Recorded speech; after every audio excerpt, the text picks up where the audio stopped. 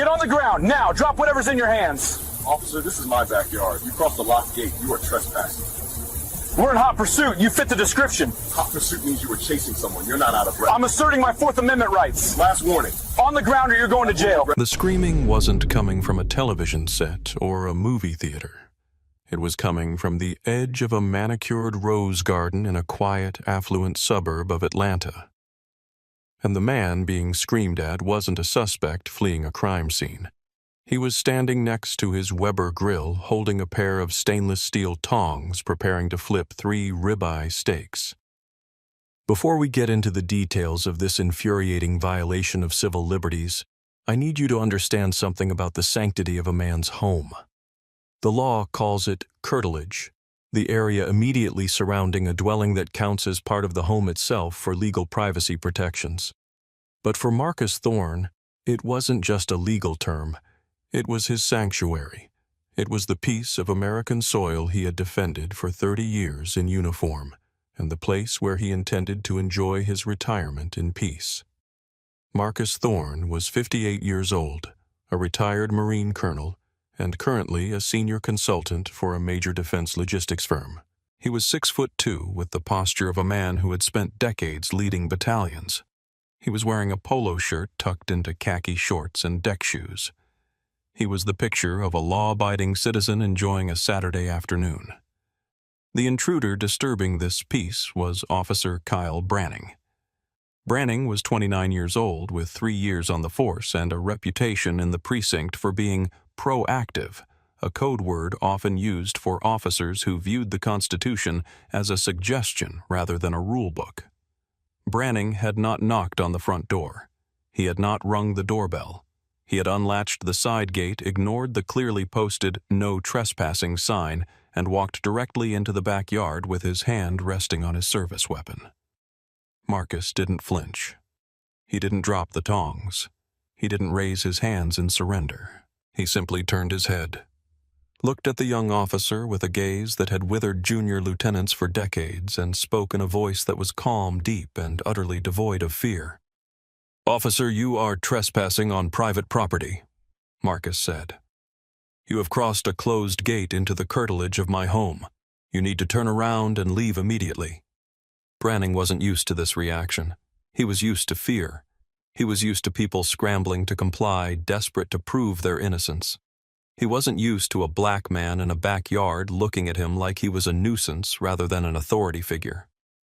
"I said get on the ground," Branning shouted again, stepping off the paved walkway and onto the grass.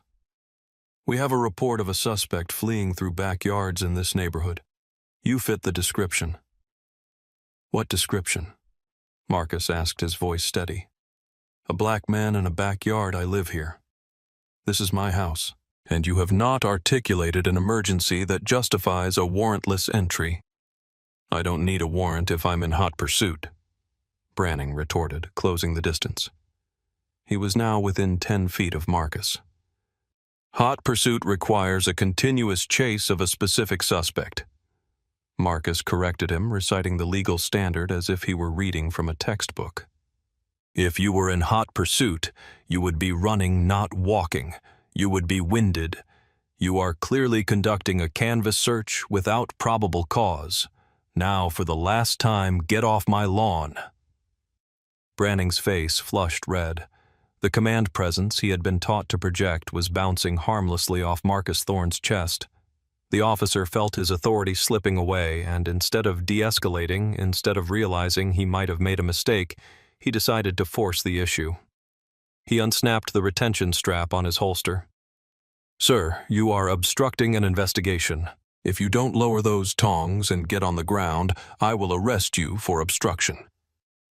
Marcus turned his body fully toward the officer.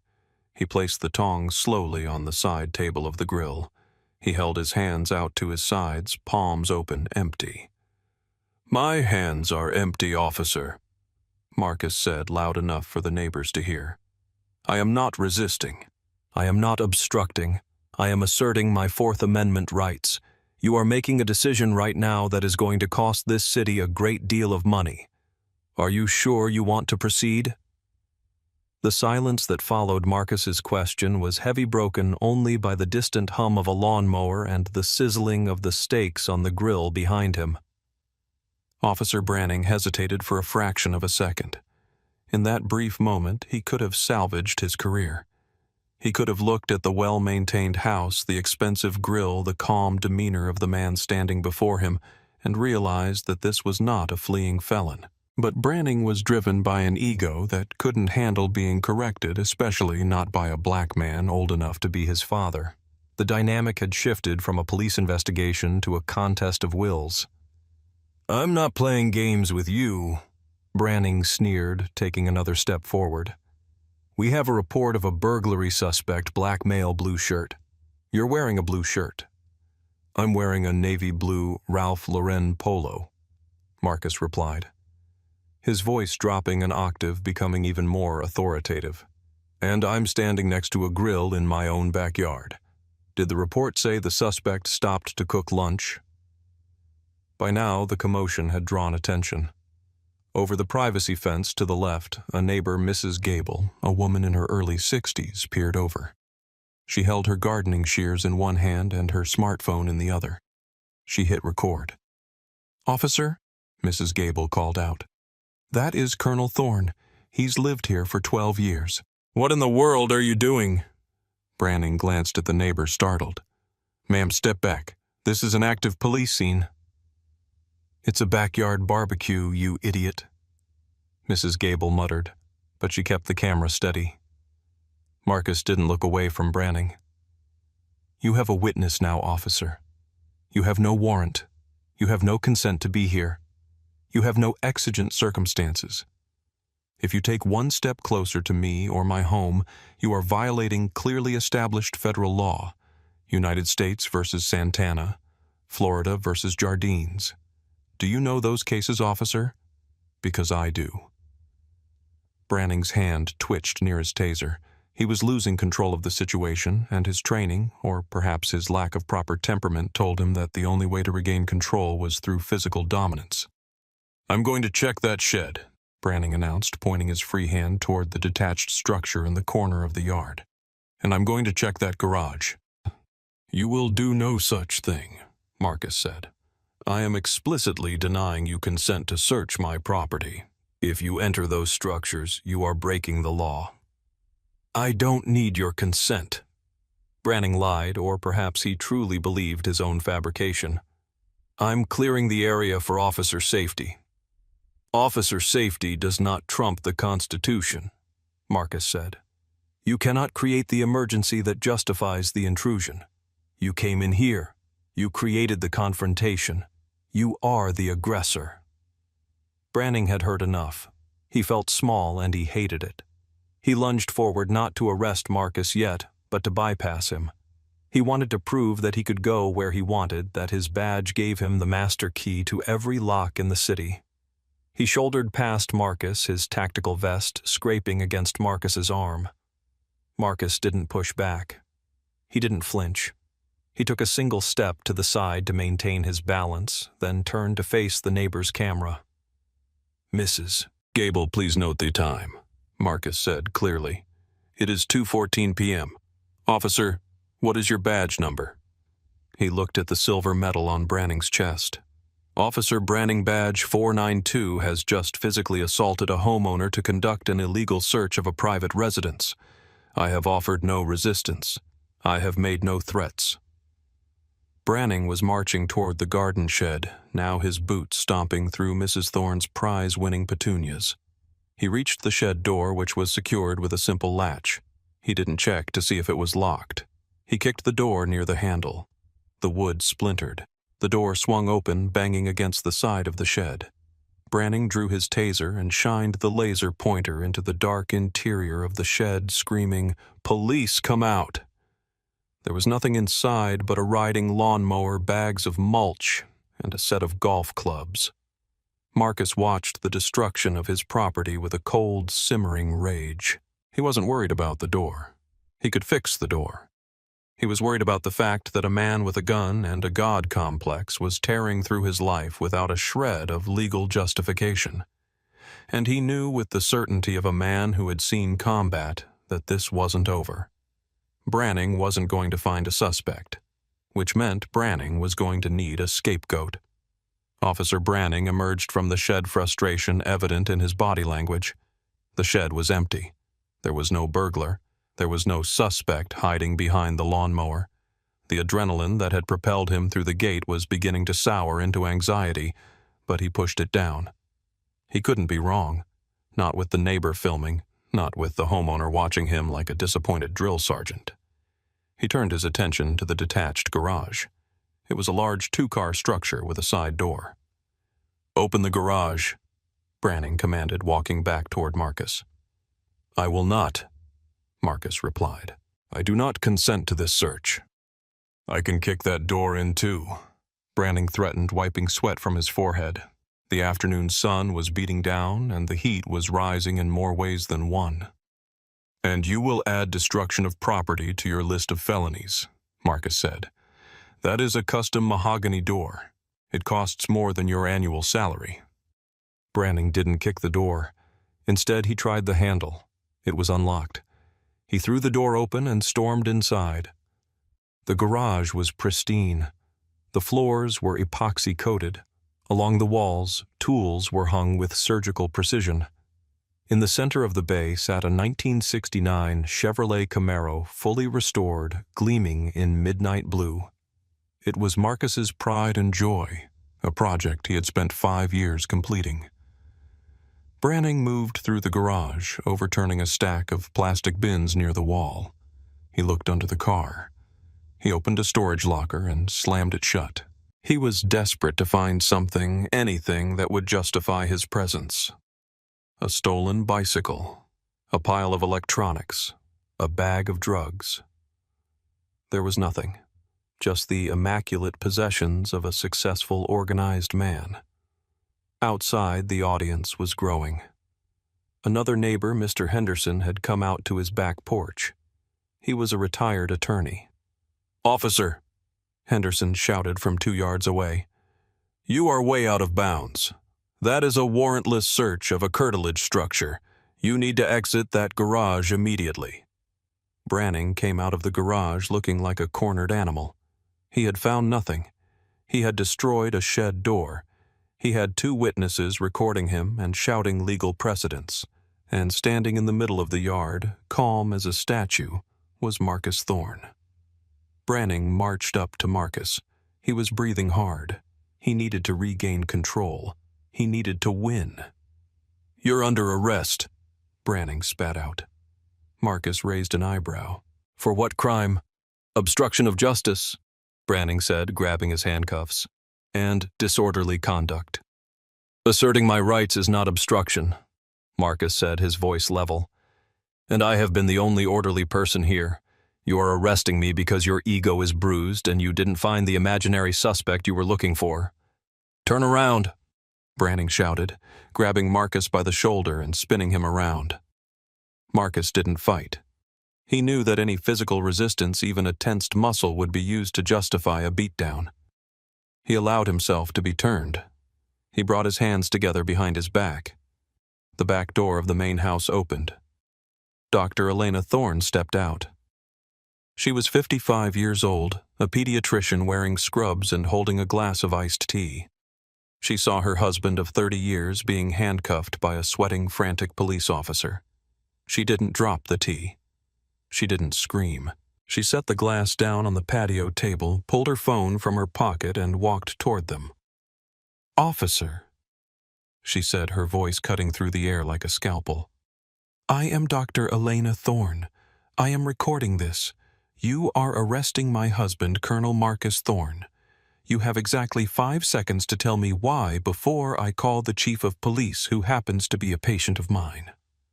Branning faltered as he clicked the cuffs shut. He obstructed my investigation, ma'am. He refused to cooperate." "Refusal to cooperate is not a crime," Elena said, zooming in on the officer's nameplate. "You are making a mistake that is going to end your career. Look at him. He is compliant. You are the one who is shaking." "I'm taking him in," Branning said, shoving Marcus forward. Let's go. Elena, Marcus said over his shoulder. Call the lawyer, save the footage from the security cameras. Do not let him back in the yard without a warrant. I've got it, Marcus, she said. Don't say a word to him. I know the drill, Marcus said. Branning marched Marcus Thorne out of his own backyard through the broken gate and toward the squad car parked haphazardly in the middle of the street. Neighbors were now lining the sidewalk, phones raised, shaking their heads. It was a neighborhood spectacle, but not the kind Branning had wanted. He had wanted to be the hero catching the bad guy. Instead, he looked like a bully dragging a pillar of the community away in chains. The walk to the patrol car was a masterclass in dignity versus desperation. Marcus walked with his head high, his stride measured despite the handcuffs biting into his wrists. He nodded once to Mr. Henderson, the retired attorney, who gave a grim thumbs up, signaling that legal help was already being summoned. Officer Branning, on the other hand, was practically vibrating with nervous energy. He gripped Marcus's arm tighter than necessary, his eyes darting between the neighbors filming on the sidewalk. He knew deep down in the pit of his stomach that this had gone sideways. But the sunk cost fallacy was hammering in his brain. If he just booked the guy, if he just wrote the report creatively enough, maybe he could make the charges stick. Maybe he could justify the search. He shoved Marcus against the side of the cruiser. Spread your legs, Branning commanded, patting him down for weapons. I have a pocket knife in my right front pocket, Marcus stated neutrally, and my wallet in the back left. Branning fished out the wallet. He flipped it open. The military ID was right there next to the driver's license. Colonel USMC Red. Branning stared at it for a second. The realization that he had just arrested a high-ranking military officer started to sink in, but he shoved the wallet into his own pocket.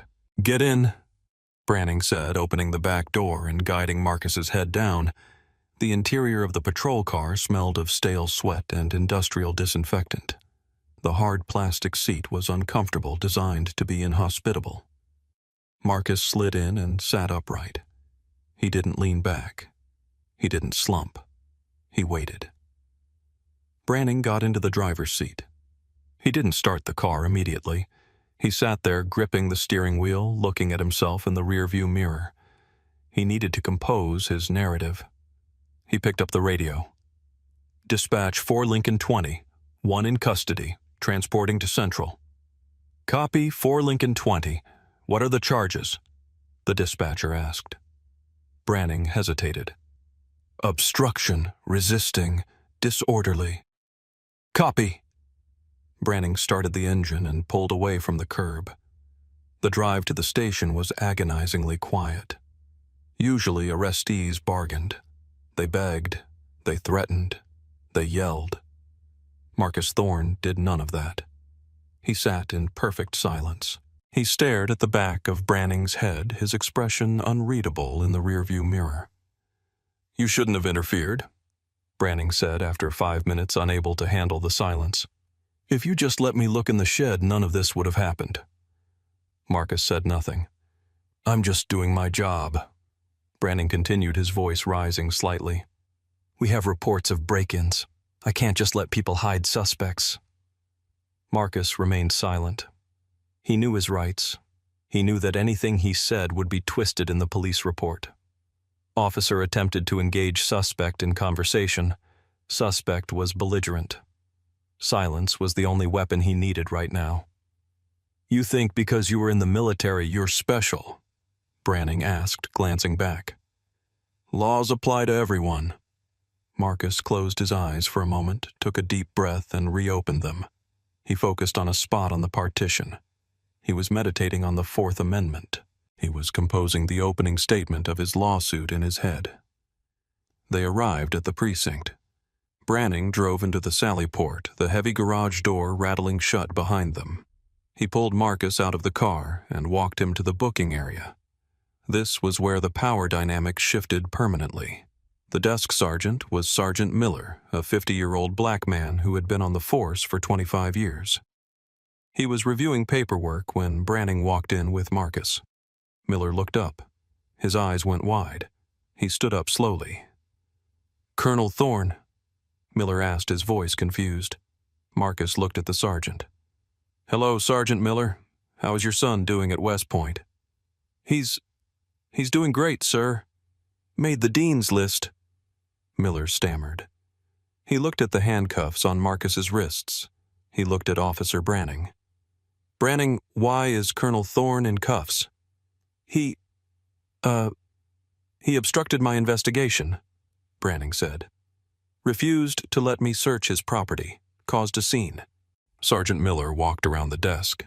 He didn't look at Branning. He looked at Marcus. "Sir, did you physically resist?" "I did not," Marcus said. "I stood in my yard.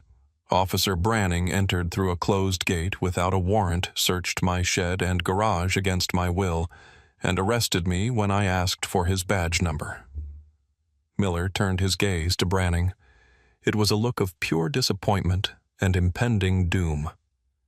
"You went into his backyard without a warrant." "I was in hot pursuit," Branning said, his voice cracking. "I had a report." "A report of what?" Miller asked. "A runner. Did you see the runner enter the colonel's yard?" I thought he might have." "You thought," Miller repeated. He looked at the booking computer. "Uncuff him, now." "But, Sarge, I have to process—" "I said, uncuff him," Miller barked. The sound echoed off the concrete walls. "And then give me your body camera, immediately." Officer Branning's hands shook as he reached for his keyring. The confidence that had carried him through the backyard raid had completely evaporated, replaced by a cold, creeping dread. The authority in Sergeant Miller's voice wasn't just rank. It was the sound of a man who knew exactly how badly things had been messed up. Branning unlocked the handcuffs. The metal clicked and Marcus brought his arms forward, rubbing his wrists where the steel had dug in. He didn't complain. He didn't rub it in. He simply adjusted his cuffs and looked at Sergeant Miller. "Thank you, Sergeant," Marcus said calmly. "Sir, I apologize," Miller said, looking pained. "You can have a seat in the waiting area while we sort this out." "I prefer to stand," Marcus replied. "And I would like to ensure that the footage from Officer Branning's camera is preserved immediately. I want the audit log to show that it was uploaded and not tampered with." "It's being pulled right now," Miller said. He held out his hand to Branning. "Camera, now." Branning unclipped the device from his chest and handed it over. He looked like a child caught stealing from the collection plate. "Go to the break room," Miller ordered Branning. "Do not speak to anyone. Do not write your report yet. Wait for the watch commander." Branning slunk away, disappearing down the hallway. Miller turned back to Marcus. "Colonel Captain Miller, no relation, is the watch commander today. He's upstairs. I've already buzzed him."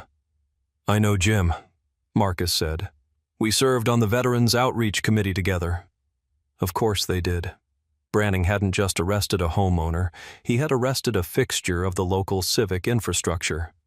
Moments later, Captain James Miller, a man with graying temples and a weary expression, came through the secure doors. He saw Marcus standing by the booking desk, rubbing his wrist. He saw the stormy look on Sergeant Miller's face. "Marcus." The captain stopped looking between the men. "Please tell me this is a social call."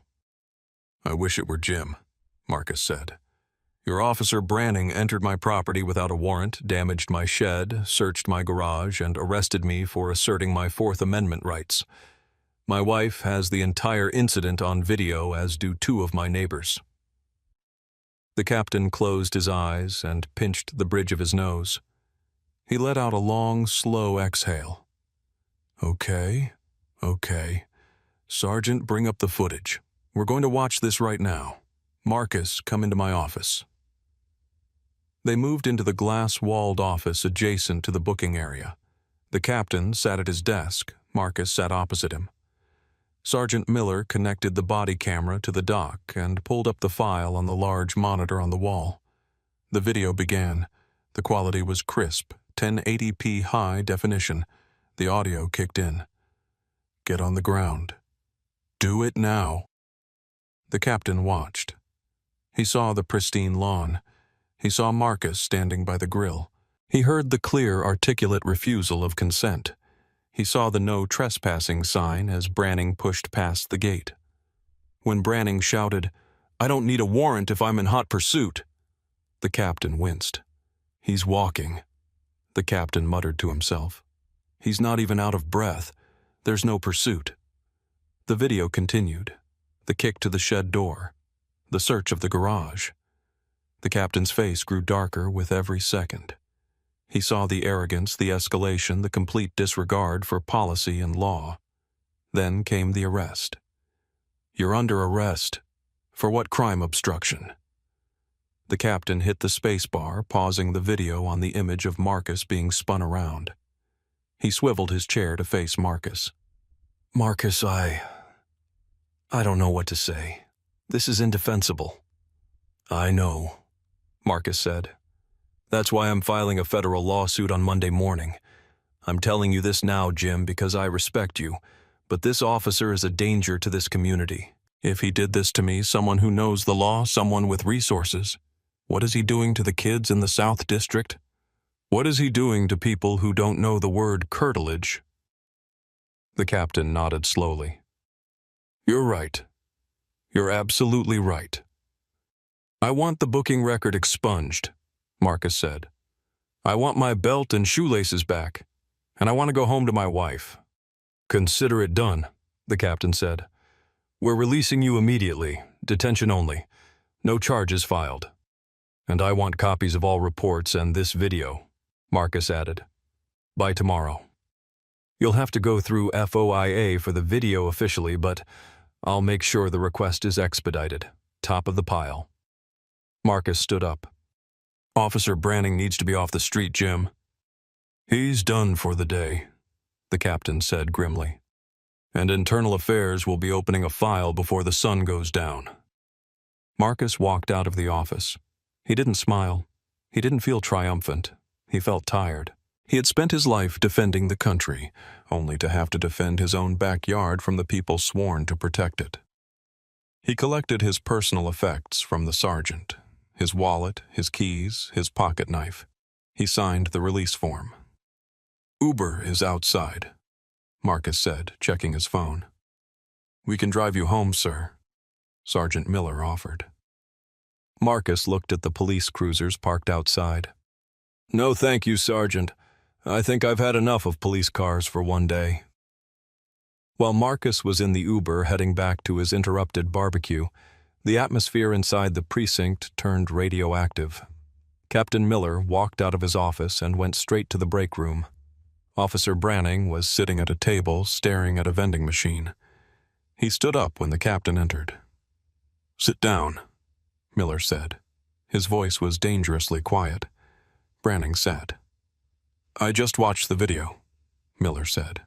"In my 22 years on this job, I have never seen a more flagrant violation of the Fourth Amendment committed by one of my own officers. You walked into a fenced yard, ignored a posted sign, broke a door, and searched a garage without a warrant, without consent, and without a suspect in sight. Captain, I had a report." "Stop." Miller held up a hand. "I listened to the dispatch tapes, too. The call was for a suspicious person 3 streets over. You were on a fishing expedition, and when you got caught, instead of apologizing, you arrested a retired Marine colonel." Branning paled. He was a colonel. Does it matter?" Miller leaned in, placing his hands on the table. "Does it matter if he was a colonel or a fry cook? He was a citizen on his own property. You violated his civil rights. You violated department policy. You violated the law. I thought he was hiding something. He was too calm." "He was calm because he knew you were wrong," Miller said. "He was giving you a chance to walk away, and you were too arrogant to take it. You are on administrative leave effective immediately. Hand over your badge and gun." Branning's hands shook violently as he unholstered his weapon and placed it on the table. He unpinned his badge. Am I getting fired?" That's up to the chief and the city manager, Miller said, collecting the items. But if I were you, I'd start looking for a new line of work. And you better pray the lawsuit doesn't name you personally, or you'll be paying for that shed door for the rest of your life. Back at the Thorne residence, the scene had calmed, but the tension remained. Dr. Elena Thorne was sitting on the patio reviewing the footage on her phone. When Marcus walked through the gate, the one Branning had left unlatched, she stood up and hugged him. "Are you okay?" she asked. "I'm fine," Marcus said, kissing her forehead. "Just angry." "I sent the video to David," she said. David was their family attorney, a shark in a tailored suit who specialized in civil rights litigation. "Good," Marcus said. He walked over to the grill. The steaks were ruined cold and gray on the grates. He stared at them for a moment, then closed the lid. "We're ordering pizza tonight." "David said the city attorney is going to have a heart attack when they see this," Elena said. "They should," Marcus replied. "They hired him. They trained him. They put him on the street with a badge and a gun and no understanding of the law." The next morning, Sunday, the story began to ripple out. Marcus hadn't gone to the media yet, but the neighbors had. Mrs. Gable's video was on Nextdoor. Mr. Henderson's video was on Facebook. By noon, the local news station had picked it up. Monday morning arrived with the force of a hurricane. The lawsuit, Thorne v. City of Atlanta et al., was filed at 9:00 a.m. sharp. It was a blistering document. It accused the city of failing to train its officers, and it accused Officer Branning of unlawful search and seizure, false arrest, and assault. But the real damage was done in the court of public opinion. By Tuesday, the Bodycam footage released quickly by the department in an attempt to show transparency was everywhere. It was on CNN. It was on Fox News. It was on every legal blog in the country. The commentary was brutal. "Watch this officer treat a private backyard like a public park," one anchor said. "This is what happens when police don't respect boundaries," a legal analyst explained on a morning show. "The law is clear. The home is the castle. You cannot just waltz in because you feel like it." This officer had nothing. No warrant, no probable cause, just a hunch and an attitude. The internet sleuths went to work. They found Branning's previous records. Minor complaints mostly dismissed. Disrespectful tone. Aggressive stops. It was a pattern of behavior that had been ignored because the victims hadn't been retired colonels with pristine records. In the city attorney's office, the mood was funeral. Sarah Jenkins, the lead attorney for the city, sat at a conference table with the chief of police and the city manager. The Bodycam footage was paused on the screen. "We can't fight this," Jenkins said flatly. "There is no defense. He wasn't in hot pursuit. The curtilage violation is textbook. If we go to trial, a jury will destroy us. They will see that man, that beautiful house, that calm demeanor, and they will give him whatever number he asks for." Branning says he felt threatened, the chief offered weakly. "By what?" Jenkins snapped. "By the barbecue tongs, by the man standing still. The video shows the officer advancing, the officer escalating, the officer initiating physical contact. It's a loser, chief, a total loser." "What's the damage?" the city manager asked, rubbing his temples. "Thorne's lawyer is asking for $750,000 and policy changes," Jenkins said. "And honestly, that's cheap. If we get a jury that hates government overreach, we could be looking at millions in punitive damages." "Settle it," the city manager said. "Get it done fast, before the national news cycles start doing deep dives into our hiring practices." "And Branning?" the chief asked. "He has to go," the city manager said. "Terminate him for cause, gross misconduct, violating constitutional rights. Make it clear he went rogue." The negotiations took 3 weeks. The city wanted a confidentiality agreement. Marcus refused. He wanted the settlement public. He wanted the admission of wrongdoing on the record. "I don't need their money to be quiet," Marcus told his lawyer. "I want them to pay so they remember. Silence is free. Justice costs." In the end, the city folded. They agreed to a settlement of $480,000. They agreed to a public statement acknowledging that Officer Branning had violated department policy and the Fourth Amendment. And they agreed to implement a new training module specifically on curtilage and warrantless entries, which would be mandatory for all officers. Kyle Branning was fired 2 days before the settlement was signed. The union declined to fight for his job. The video was too damning. He was unhireable in law enforcement. 6 months after the incident, Marcus and Elena stood in their backyard. The gate had been repaired. The shed door was fixed. The rose garden was in full bloom. "The check cleared," Elena said, holding up an email on her tablet. "Good," Marcus said. He was cleaning the grill. "What do you want to do with it, Hawaii, a new boat?" "No," Marcus said. "I've been thinking about that legal defense fund, the one for the folks on the other side of town, the ones Branning harassed before he got to me." "The Liberty Defense Fund. That's the one," Marcus said. "Send them half. Keep enough to cover David's fees and maybe a nice dinner. But the rest, let's help the people who can't stand up for themselves." Elena smiled. "I love you, Marcus." "I love you too." Marcus looked at the fence line. He looked at the spot where Branning had stood demanding submission. He felt a sense of peace, not because the money was in the bank, but because the boundary had been restored. The line had been drawn. He lit the grill. It was time to finally cook those steaks. Conclusion. The sanctity of a home is one of the oldest and most sacred rights we possess. It is the one place where the government cannot go without a very good reason. Marcus Thorne's story is a reminder that these rights are not self-enforcing. They require knowledge, courage, and sometimes the willingness to stand firm in the face of intimidation. Marcus was lucky.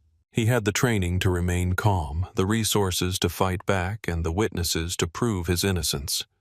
But how many others have their privacy invaded and their lives disrupted because they don't know the magic words to say or don't have a camera rolling? This settlement wasn't just a payday. It was a warning shot to every officer who thinks a badge is a license to trespass. It was a victory for the Fourth Amendment. What would you have done if an officer walked into your backyard like that? Would you have known your rights well enough to stand your ground? Let me know in the comments below. And if you believe in holding authority accountable, hit that like button and subscribe for more stories of justice served. Stay safe and know your rights. Drop the weapon! Now! Do not move! Officer, these are gardening shears. I'm on my knees. I am not a threat. I said drop it! Get on your stomach! I can't lie down. I've had spinal surgery. My hands are open. Look at me. You're failing to comply! No. You're failing to assess reality. The scream shattered the suburban silence of a Tuesday morning.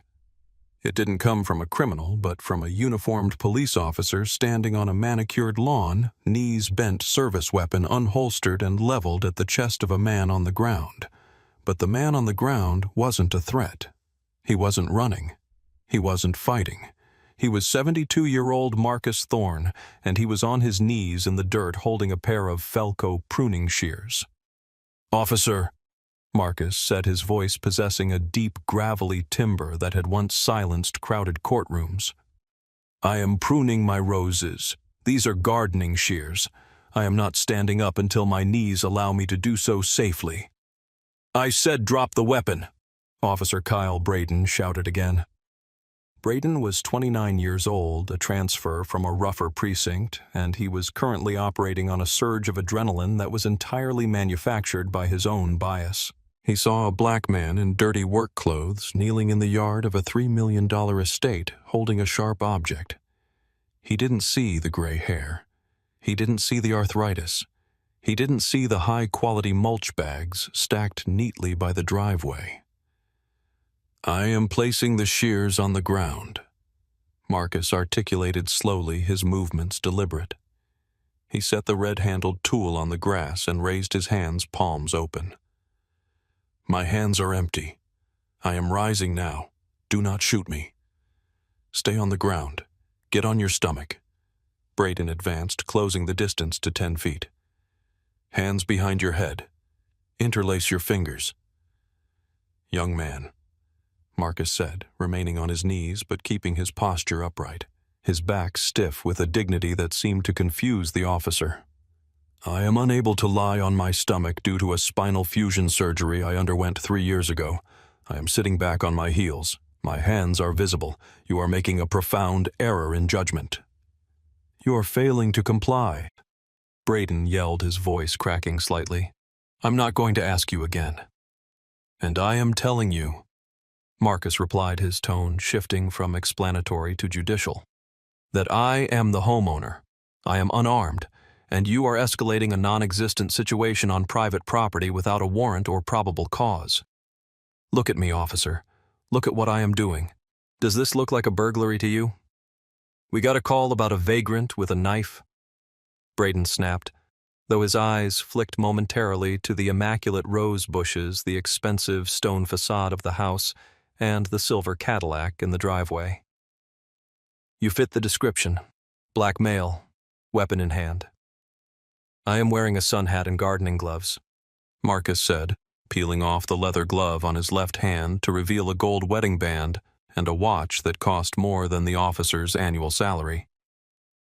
"The weapon is a pruning shear, and the vagrant is a retired senior district judge for the United States Federal Court. Now I suggest you lower your voice, holster your weapon, and explain to me why you are trampling my begonias."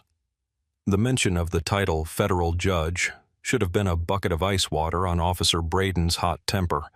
It should have made him pause, reassess, and de-escalate. But for Officer Braden, authority was a zero-sum game. If this man was asserting authority, it meant he was taking it away from Braden. And Braden wasn't about to let a suspect, especially one who looked like this, talk down to him.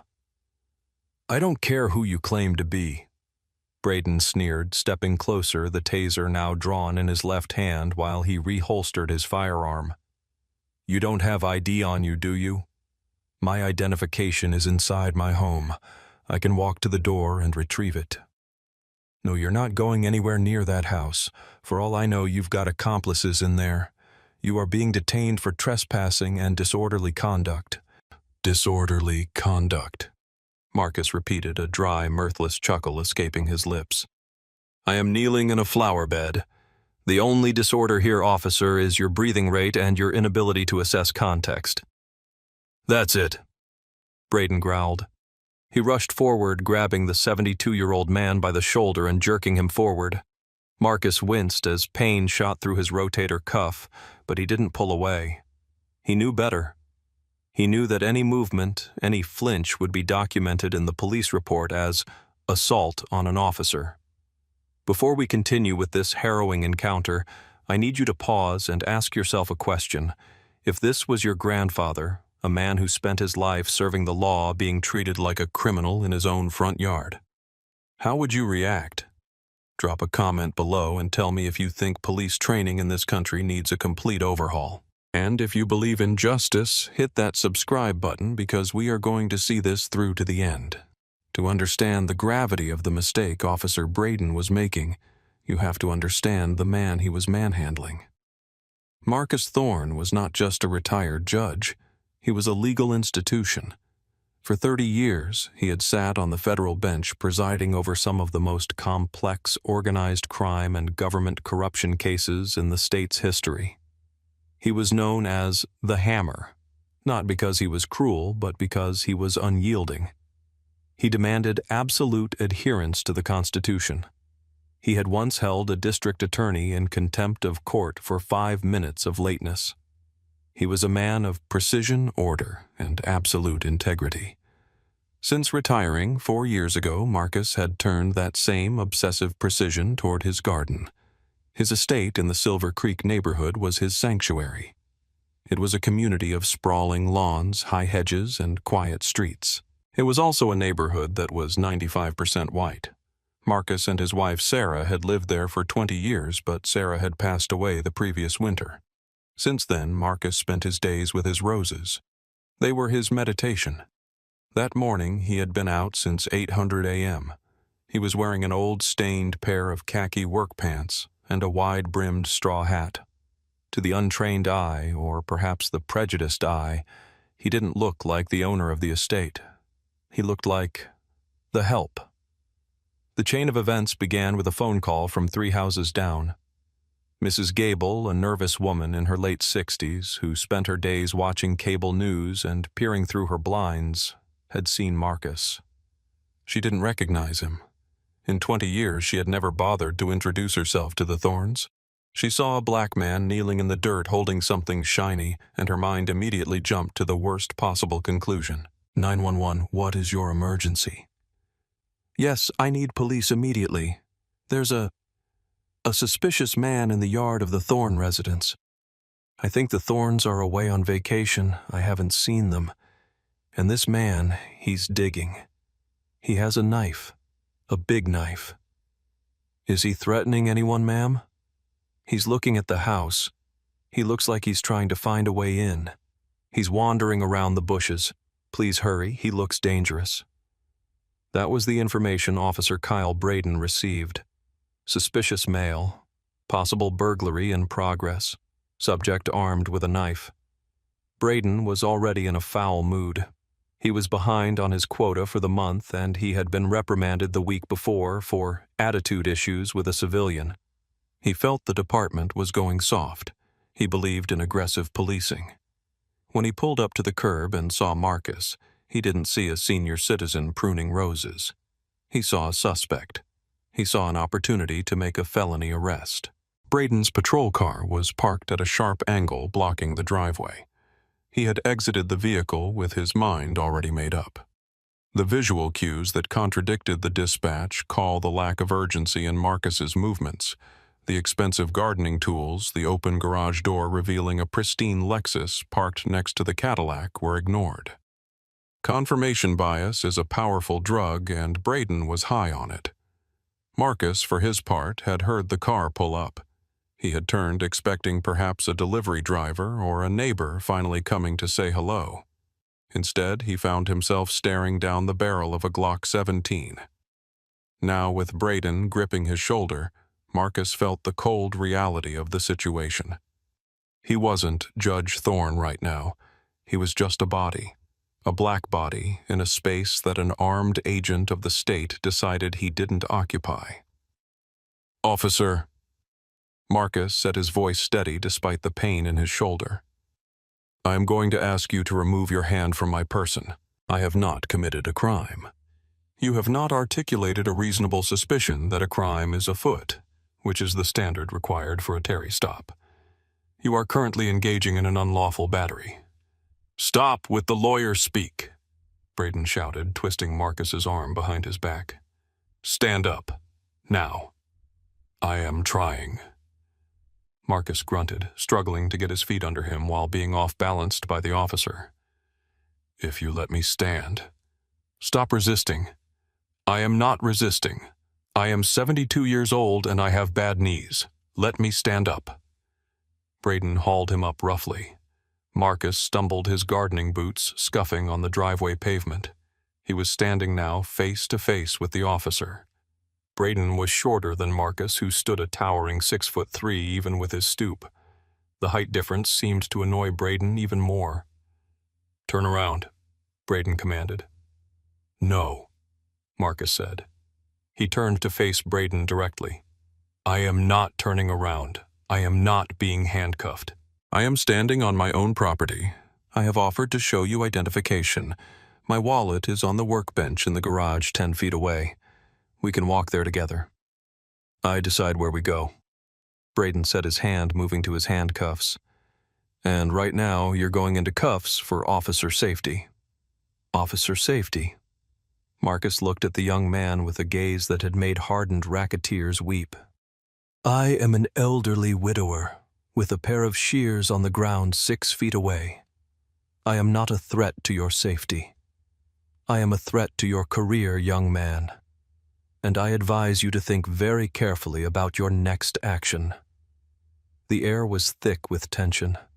Sunlight filtered through the oak trees, dappling the driveway where 2 men from 2 different worlds stood locked in a confrontation that never should have happened. Braden's ego was screaming at him to dominate the situation. Marcus's experience was telling him that this officer was dangerous, incompetent, and terrified, a lethal combination. Officer Braden hesitated.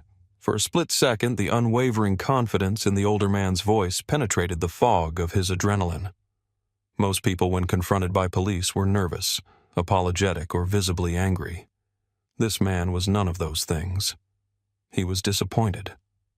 He looked at Braden like a teacher looking at a student who had failed a simple exam. But Braden pushed the doubt away. He had committed to this path. To back down now would be to admit he was wrong, to admit he had drawn a gun on a gardener.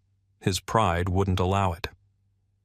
"You're failing to identify," Braden said, reciting the statutes he had half memorized in the academy.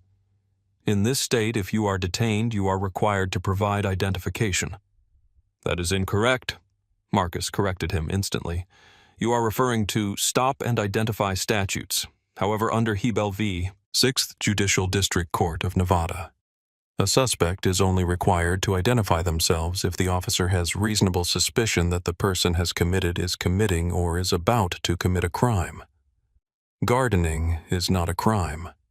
Being black in a driveway is not a crime. Therefore, the obligation to identify has not been triggered. I am offering to identify myself voluntarily to de-escalate your confusion, but you are refusing to allow me to access my identification." "You're playing games," Braden spat. "You think you're smart. You think you know the law.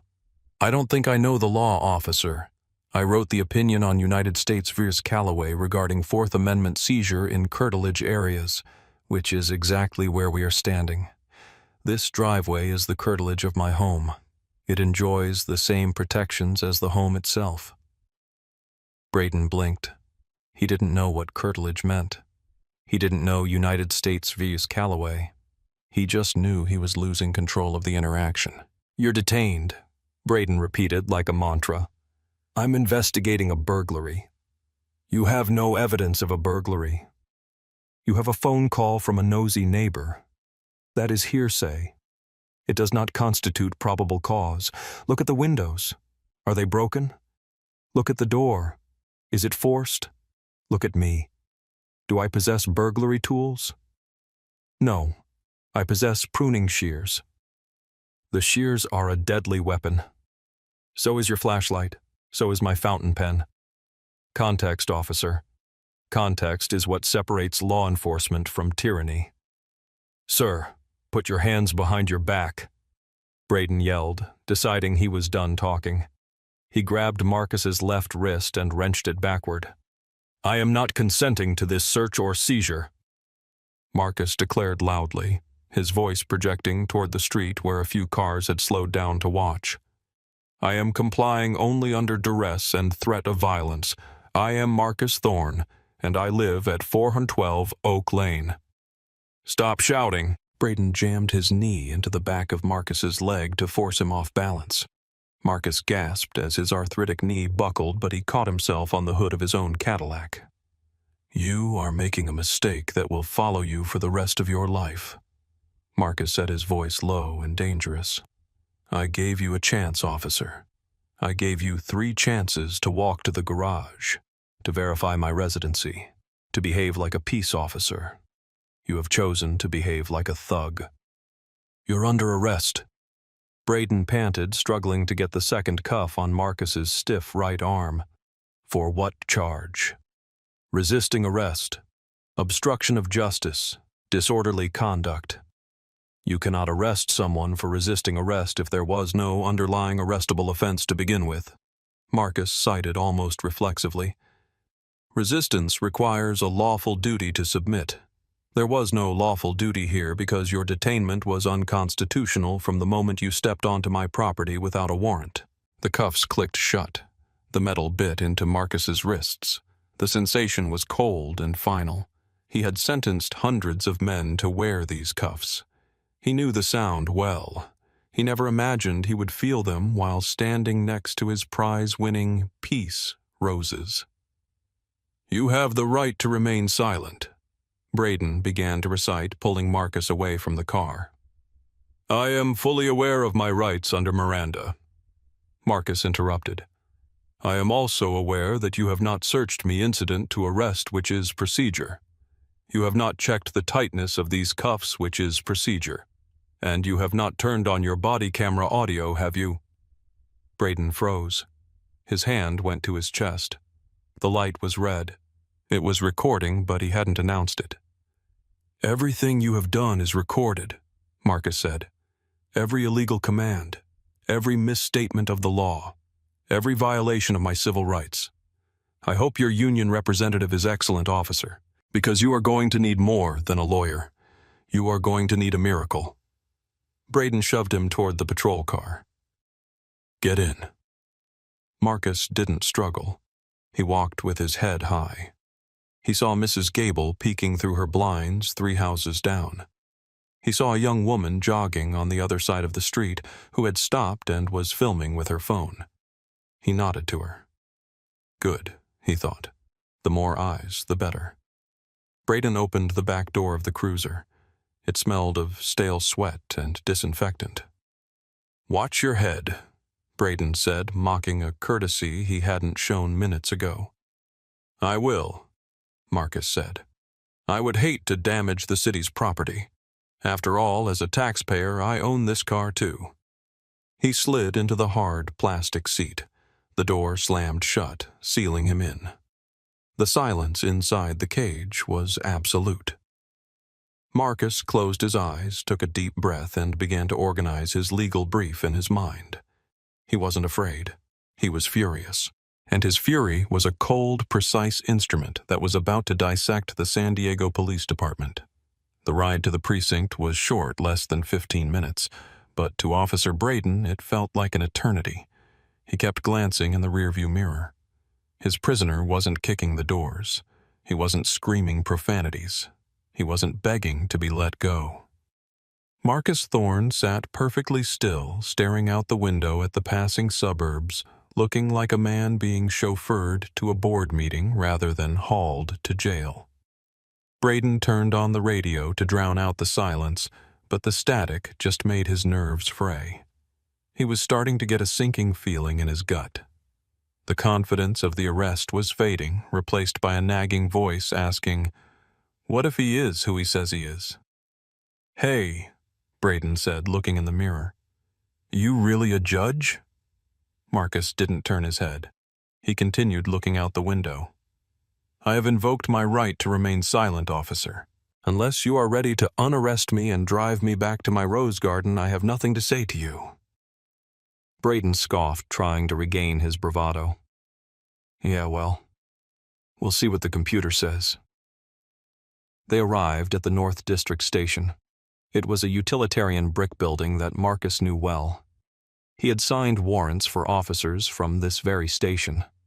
He had attended retirement parties here. He knew the layout better than Braden did. Braden parked in the sally port and pulled Marcus out of the car. The transition from the bright sunlight to the fluorescent buzz of the station was jarring. Braden gripped Marcus's arm, parading him through the back entrance toward the booking desk. "Got a resistor," Braden announced to the room as they walked in. "Refused to ID belligerent possible burglary suspect." The processing area was busy. A few other officers were writing reports. At the main booking desk sat Sergeant Thomas Miller. Miller was 55, a 30-year veteran who was counting the days to retirement. He had seen it all. He was drinking coffee and reading a sports blog when Braden marched Marcus up to the counter. "Empty your pockets," Braden commanded. "Place everything on the counter." Marcus couldn't empty his pockets. He was handcuffed. Braden sighed theatrically and began to pat him down. He pulled out a handkerchief, a small pocket knife which Braden set down with a triumphant clack, and the leather gardening gloves. "No wallet," Braden said to Miller. Refused to give a name. Found him in a yard on Oak Lane with a weapon. Sergeant Miller looked up from his screen. He looked at the items on the counter. Then he looked at the man in the handcuffs. Miller's eyes went wide. He squinted, leaning forward. He took off his reading glasses. "Holy," Miller whispered. He stood up so fast his chair rolled back and hit the wall. "What?" Braden asked, confused. Miller ignored Braden. He walked around the high desk, moving with a speed that belied his age. He walked right up to Marcus. "Judge Thorne?" Miller asked, his voice trembling slightly. Marcus looked at the sergeant. A flicker of recognition crossed his face. "Sergeant Miller, it has been a while. I believe the last time I saw you was at the retirement dinner for Chief Henderson." "Oh my God," Miller said. He turned to Braden, his face turning a shade of purple that screamed high blood pressure. "Braden, get the cuffs off him, now!" "Sarge, he was resisting, I said get them off!" Miller roared, his voice echoing off the concrete walls. The entire room went silent. Every officer stopped what they were doing. "Do you have any idea who this is? This is the Honorable Marcus Thorne. He's a federal district judge." "Retired," Marcus corrected gently, "but the title is for life sergeant." Braden's hands were shaking as he fumbled for his keys. The key wouldn't fit in the hole. He dropped them. He picked them up. Finally, the mechanism clicked and the cuffs fell away. Marcus rubbed his wrists. There were deep red indentations where the metal had bitten into his skin. He looked at the marks, then at Braden. "You have injured me," Marcus said simply. "That will be noted." "Judge, I am so sorry." Sergeant Miller was practically bowing. "Please come into the office. Sit down. Can I get you water, coffee?" "I don't want coffee, Sergeant." Marcus said, his voice hard. "I want the watch commander. I want the captain. And I want the digital file of this officer's body camera footage preserved immediately before it suffers any technical malfunctions. Do you understand me?" "Yes, Your Honor, immediately. I'll call Captain Reynolds right now." Braden stood there, the handcuffs dangling from his belt, looking like a child who had just realized he had broken the family's most expensive heirloom. He looked at Marcus. I didn't know." Marcus turned to him, his eyes cold as flint. "Ignorance of the law is not a defense officer, and ignorance of the community you serve is a dereliction of duty. You assumed a black man in a nice house was a criminal. That assumption just cost you your badge." The atmosphere in the station shifted instantly from routine bureaucracy to panic mode. You could feel the air pressure drop. Officers were whispering. Someone ran to get a chair. Someone else ran to get a first aid kit for the judge's wrists. Marcus refused the chair. He stood in the middle of the booking area, rubbing his wrists, watching the frantic activity with a detached, analytical gaze. He was gathering evidence. He noted which officers made eye contact and which looked away. He noted the time on the wall clock. Captain Reynolds arrived 4 minutes later. He had clearly run from his office. He was out of breath and his tie was askew. Reynolds was a politician in a uniform, a man who spent more time at city council meetings than on the street. He knew the political fallout of this event before he even opened his mouth. "Judge Thorne," Reynolds said, extending a hand that Marcus did not shake. "This is... I don't even know what to say. An absolute misunderstanding. A terrible mistake." "It was not a misunderstanding, Captain," Marcus said, his voice cutting through the captain's bluster. "It was a civil rights violation. It was an unlawful detention. It was assault. And it was kidnapping." "Kidnapping, Judge, let's not..." "I was taken against my will from my property without probable cause and transported to a secondary location. That meets the statutory definition of kidnapping, Captain. The fact that the kidnapper was wearing a badge only makes it worse, not better." Marcus looked around the room. "I want to file a formal complaint. Right now. I want the forms." "Judge, can we discuss this in my office?" Reynolds pleaded, glancing at the other officers who were watching avidly. "We can sort this out. We can drive you home. We'll take care of the ticket, obviously. There's no need to make this a federal case." "It is already a federal case, Captain. Literally. I am a federal official, retired or not. And the deprivation of rights under color of law is a federal crime under Title 18, Section 242. Marcus stepped closer to the captain. "You want to sweep this under the rug. I understand that instinct. But you need to understand mine. I spent 30 years ensuring that the law applied equally to everyone. To the drug dealer and the senator. to the pauper and the police officer. Today, your officer decided the law didn't apply to him. He decided his bias was the law. If I let you sort this out quietly, I am betraying my oath." He pointed a long finger at Braden, who was standing in the corner looking pale and sick. "That man," Marcus said, "is a danger to the public. How many others has he done this to? How many young men who didn't know their rights, who didn't have my background, who ended up with a resisting charge because they asked, why? I am not filing this complaint for me, Captain. I am filing it for them."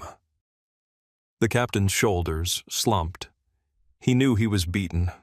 He knew who Marcus Thorne was. This wasn't a man who made idle threats. This was a man who had dismantled cartels. "Okay," Reynolds said quietly. "Okay. Sergeant Miller, get the forms. Pull the footage. Start the IA notification. And I want photographs of these injuries," Marcus added, holding up his wrists. "Now!" As the camera flashed, documenting the bruises on the old man's skin, Marcus felt a wave of exhaustion hit him. His adrenaline was fading, leaving behind the aches of his age. But he stood tall. He thought of his wife, Sarah. She would have been furious. She would have burned this station down with her words. He would do it with the law. "Officer Braden," Marcus said, not looking at the young man, "I suggest you call your family. Tell them you're going to be looking for a new line of work, because when I am done with you, you won't be qualified to guard a parking lot." Have you ever seen someone in power realize they've messed with the wrong person? It's a satisfying moment, isn't it? But remember, for every Marcus Thorne who can fight back, there are thousands who can't. That's the tragedy here. If you think police should be required to carry personal liability insurance so taxpayers don't foot the bill for their misconduct, type accountability in the comments right now. The next hour was a masterclass in bureaucratic backpedaling. The chief of police was on the phone. The mayor was notified. The station, usually a place of loud banter and activity, was as quiet as a church. Marcus sat in the captain's office, but he didn't sit in the guest chair. He sat at the conference table, turning it into his temporary bench. He had a notepad and was writing furiously.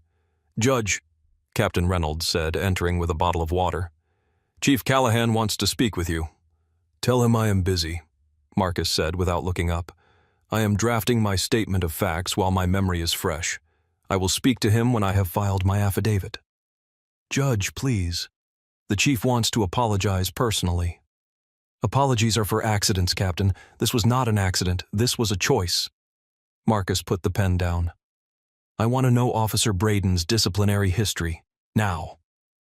I can't release personnel records without—" "Don't lie to me, Reynolds. I know the disclosure laws. And I know that under the Brady rule, if he has a history of dishonesty or bias, it's public record for any case he's testified in. Does he—" Reynolds sighed. He rubbed his temples. "He has 4 complaints in 2 years. 4. Marcus raised an eyebrow. "For what? Excessive force, rudeness, unlawful search, and the disposition, unfounded or exonerated due to policy compliance." "Of course," Marcus said bitterly. "Investigated by his friends, cleared by his friends.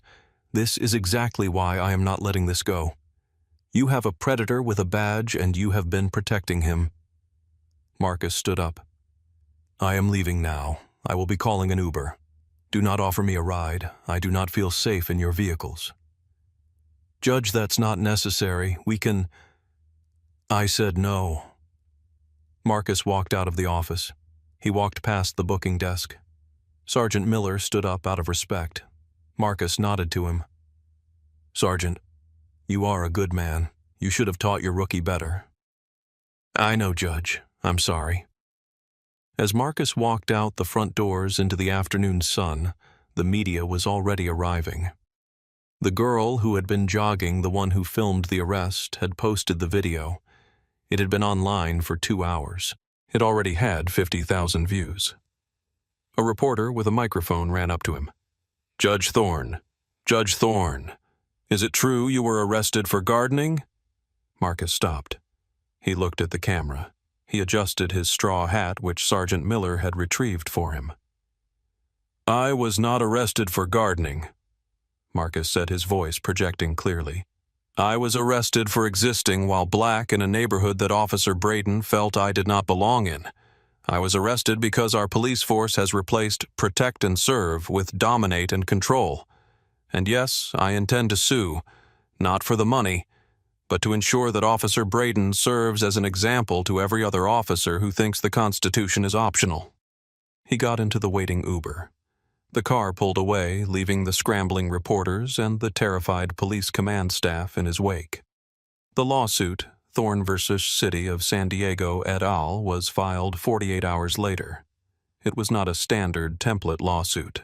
It was a 25-page indictment of the entire policing system, written with the sharpness and clarity that only a federal judge could muster. It alleged violations of the Fourth Amendment unlawful seizure, First Amendment retaliation for speech, and 14th Amendment equal protection. But it went deeper. Marcus's legal team, led by his former law clerk, who was now a top civil rights attorney, subpoenaed 5 years of data from the department. They found what they were looking for. Officer Braden stopped black motorists at a rate 3 times higher than white motorists. He used force in 40% of his arrests involving minorities compared to 5% involving whites. The body camera footage was released to the public. It was damning. The audio of Braden screaming, "Drop the weapon," while Marcus calmly held the shears became a viral soundbite. The contrast between the hysterical young officer and the composed, articulate older man was striking. Cable news picked it up. The Judge and the Gardener became the headline. Talk shows debated it. Police unions tried to defend Braden, saying he followed training regarding armed subjects. Marcus went on one interview. Just one. 60 minutes.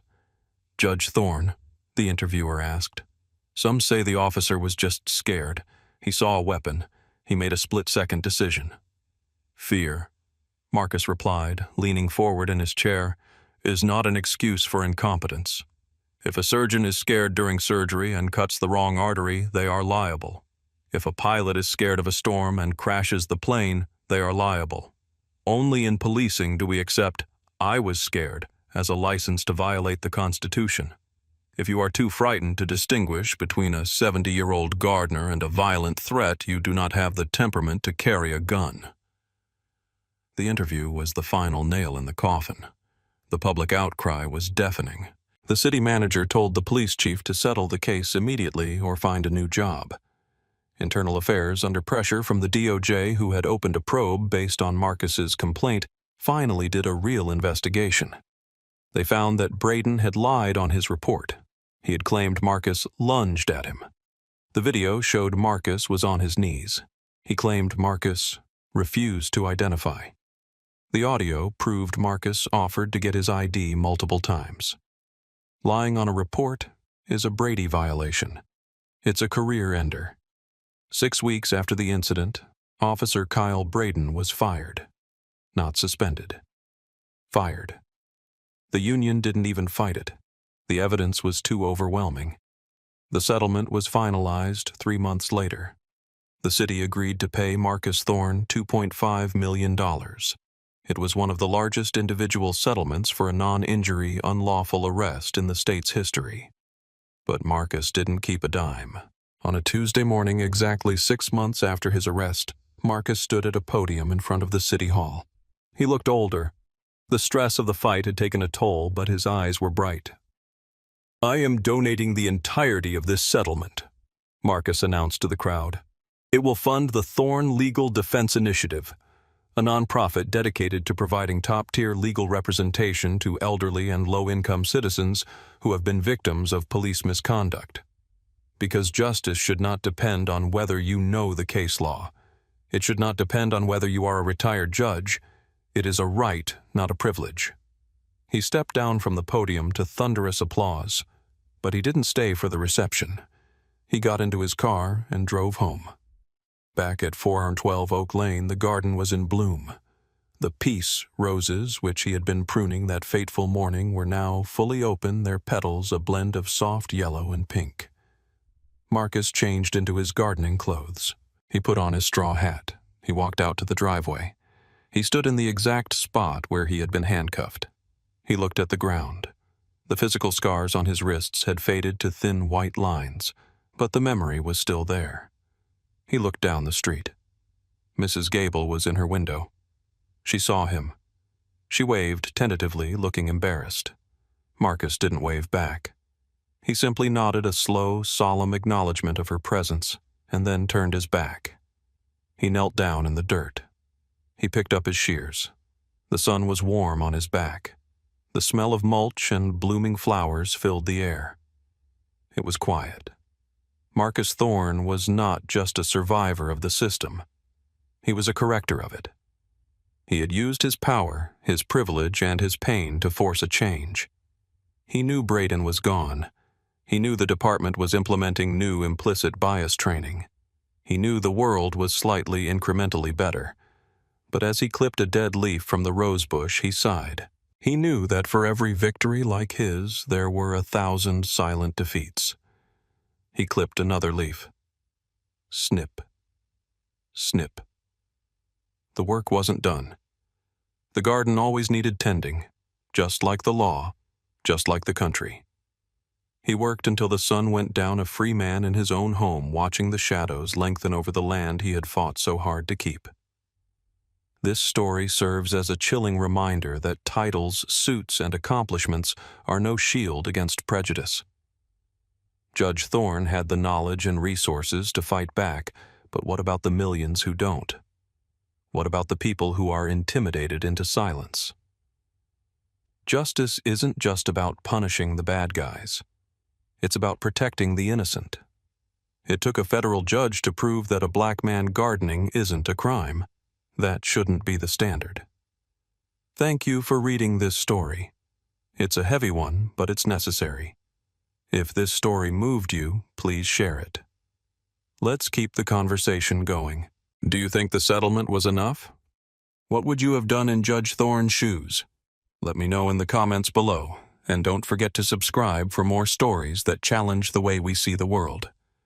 Until next time, stay safe and know your rights.